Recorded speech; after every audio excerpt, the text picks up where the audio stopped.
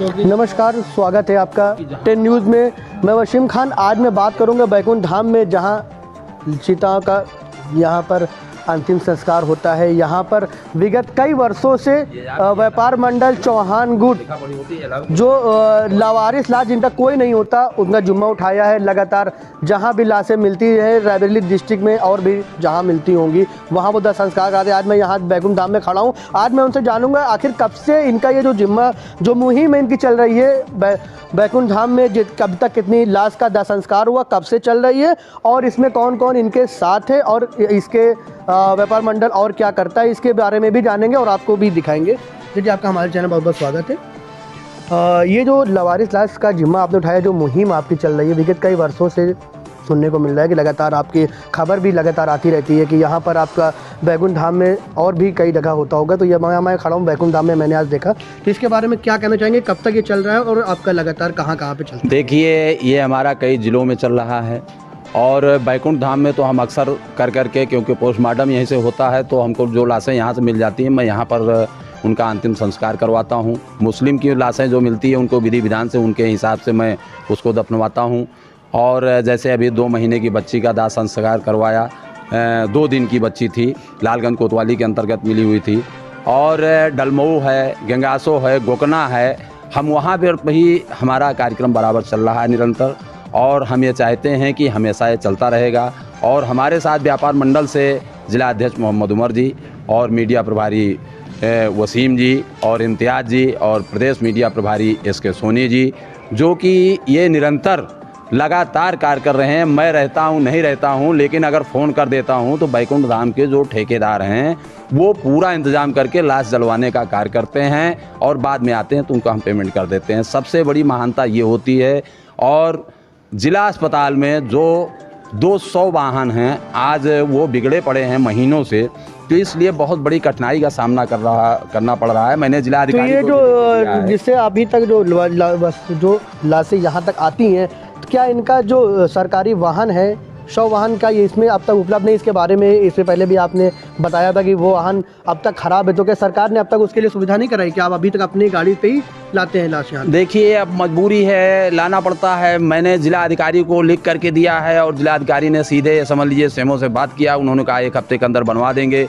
अब अभी उसको नहीं बनवाए हैं। उस दिन अपने हम सफारी से लाद करके बच्ची को लाए हैं पोस्टमार्टम से। बताइए, कोई साधन न मिलने के बाद इसके जिम्मेदार आप किसको माने? आया हुआ इसके जिम्मेदार सेमस हैं, स्वास्थ्य विभाग है और कोई नहीं है। इसके अलावा दूसरा नहीं है, दूसरा इसके जिम्मेदार नहीं है, क्योंकि पैसा है, बनवा नहीं रहे। कूड़ेदान में आज खड़ी हुई है, तो इसलिए सबको परेशानी होती है। पुलिस विभाग को परेशानी होती है, हम लोगों को परेशानी हो रही है, क्योंकि समय से आ जाए। बताइए, 5 बजे 6 बजे लाश को जलवा रहे हैं, ये कोई टाइम है? लेकिन क्या करें, मजबूरी है, इसको कहीं रख भी तो नहीं सकते हैं। और दूसरी चीज़, लावारिस लाश को रखने के लिए फ्रीजर है, लेकिन बिजली बचाने के लिए उसको जिला अस्पताल में न जला रहे हैं। ना सेमो साहब से मैं कल मिलूंगा, उनसे बात करूंगा, ना ये समझ लीजिए पोस्टमार्टम जला रहे हैं। इतनी बदबू दे रही, 3 दिन 72 घंटे बाद लाश सौंपी जाती है। तो ये मतलब इसका नहीं है कि इसको फ्रेजर है, इसके लिए गवर्नमेंट पैसा दे रही है। ये लोग पैसा बचा करके ये समझ लीजिए पूरा हड़प कर रहे हैं। ये बहुत गलत बात है। मैं इसके कल माननीय जिला अधिकारी महोदय से और मैं सेमो महोदय से इसकी शिकायत करूंगा कि ये बहुत गलत बात है। अदर जी, एक सवाल, ये जो आपने जो मुहिम चलाई है, जो जिम्मा उठाया है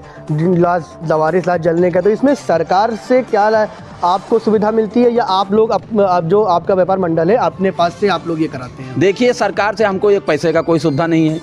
1 पैसा आज तक हमको नहीं मिली है। 111 लाशें आज तक हो गई है, 1 रुपया हमको नहीं मिला है कहीं से, और ना मिलने की कोई आशा है, ये भी आपको बता दें। लेकिन हम उस पर नहीं काम करते हैं। हमारा व्यापार मंडल से जो 150 रुपये जो लिया जाता है, हम उसी से सदस्यता शुल्क जो है उसी से अपने व्यापारियों से लेकर के हम लावारिस लाश जलाने का कार्य करते हैं। और जो विकलांग लोग होते हैं, जैसे अभी दोनों आँख की अंधी थी, जरीना बेगम थी, लावारिस समझ लीजिए मिली हुई थी, उसके पास कोई नहीं था आगे पीछे। हमने उसको रैन बसेरा में किया। रैन बसेरा से करने के बाद महीनों खाना खिलाने के बाद में माननीय जिला अधिकारी महोदय से रिक्वेस्ट किया, फिर उसके बाद जिला प्रशासन अधिकारी ले जा करके ADM प्रशासन उकरे, फिर उसके बाद में उसको ले जा करके लखनऊ में अनाथ आश्रम में किया गया। तो इस तरीके से कई महिलाओं को हमने किया, कंबल बांटने का कार्य कर रहे हैं। गरीबों को हमेशा ये समझ लीजिए मदद ये व्यापार मंडल करता है और लावारिस के लिए विशेष करके ध्यान देता है। यहाँ व्यापार मंडल और भी हैं, उन्होंने कभी कोई जुम्मा नहीं उठाया और सरकार को भी इस ओर ध्यान देने के काफ़ी विगत कई सालों से ये आपका लगातार मुहिम चल रही है। तो इसमें अभी तक सरकार ने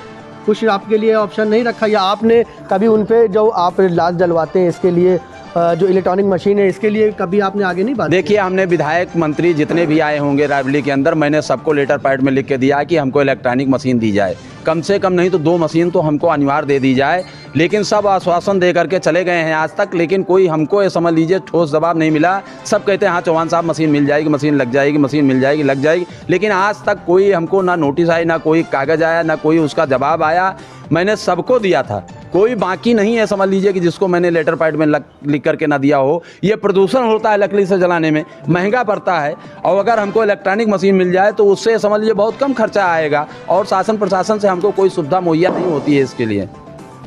अदर जी, एक आखिरी सवाल पूछ रहा हूँ, वैसे तो ये सवाल पूछने का समय सही नहीं है, लेकिन सवाल उठ रहा है आपका व्यापार मंडल में कुछ जो पदाधिकारी हैं, अभी बीच में उनके खबर पे ये मालूम हुआ था कि वो उनका जो भाजपा में जाने का जो उनका कहना ये है कि भाजपा से व्यापार मंडल के लोग गए हैं, इसके लिए क्या कहना चाहेंगे अपने पदाधिकारियों के लिए जो अभी स्पष्ट हुआ है, इसके बारे में क्या कहना? देखिए, पदाधिकारी हैं लेकिन अब उनका व्यक्तिगत है, हमारा व्यापार मंडल किसी के राजनीतिक दल से हाई नहीं है। पहली बात तो ना था ना रहेगा, ये बिना राजनीतिक भाजपा में तो ये कहने को मिल रहा है कि आपका व्यापार मंडल सपोर्ट कर रहा है भारतीय जनता पार्टी को, क्योंकि आपके जो पदाधिकारी हैं उनका ये कहना है कि हम लोग व्यापार मंडल से गए हैं, व्यापार मंडल सपोर्ट कर रहा है। देखिए, अब उनका निजी राय है, कोई जा सकता है। अगर मान लीजिए इस तरीके का हमको ठोस प्रमाण पत्र मिलेगा कोई, तो हम उनको निकालने का कार्य करेंगे।